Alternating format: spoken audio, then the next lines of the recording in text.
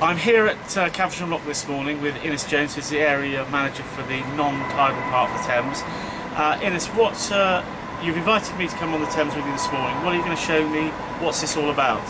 We're going to show you the locks that are in your constituency or on the boundary of it, which is 3 of the 45 sets of locks and weirs on the Thames. There's a great history. At the moment it's costing £20 million a year to run.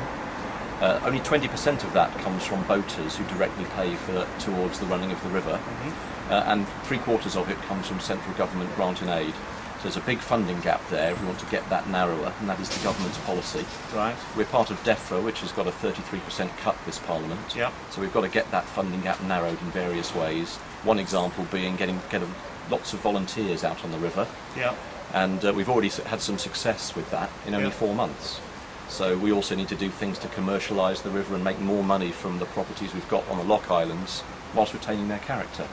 So everything we can talk about is all about following the government's policy to close the deficit, close funding gaps like this, and potentially move the Thames waterway towards being part of a national waterways charity, which is the government's policy. With the Thames being a massive river that drains more of England than any other, that's quite complicated. Yeah. So we'll talk about that for quite a long time and cover quite a lot. Brilliant.